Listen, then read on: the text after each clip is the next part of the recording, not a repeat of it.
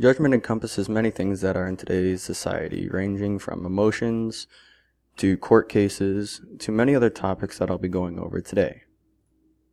The definition of judgment is the ability to determine the presence or magnitude of different things around you, or the capacity to recognize relationships, draw conclusions from evidence, to make evaluations of different events, people, and things around you. Or it is to make conclusions from evidence and evaluate events from other people. Human judgment. Judgment is needed for creating a vision and help create decisions. This means that without judgment, it'd be very difficult to create a vision and imagine things beyond thinking normally. In the business world, though, judgment based off intuition doesn't work well. You need a more concrete, history-based background instead of just trying to think your way through it. When judgment works.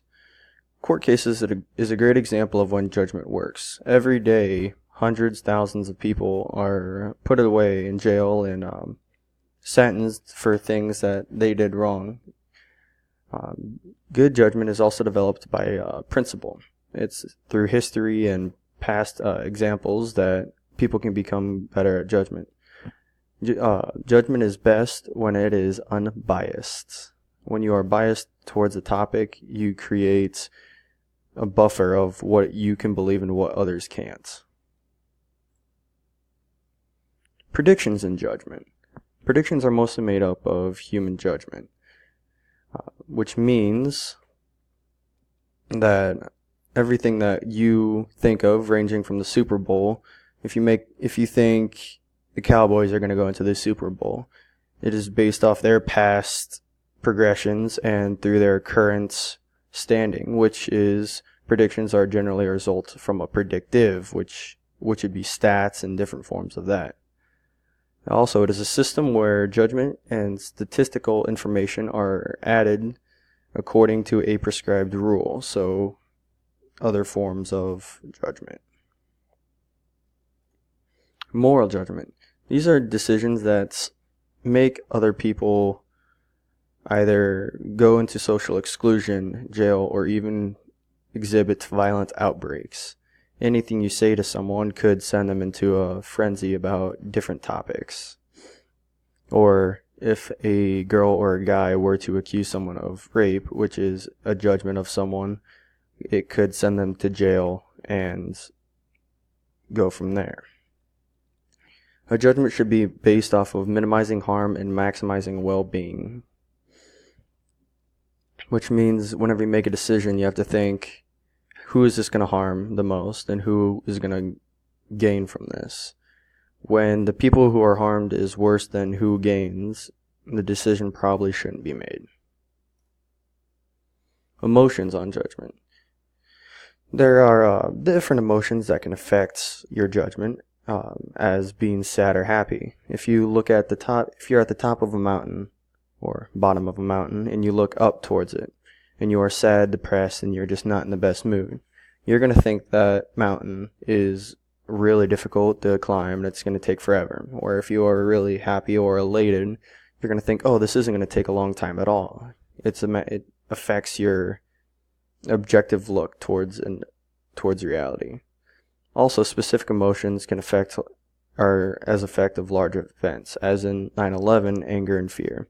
If someone is angry towards the terrorists of 9/11, they'd be more prone to want to go to war with said nation.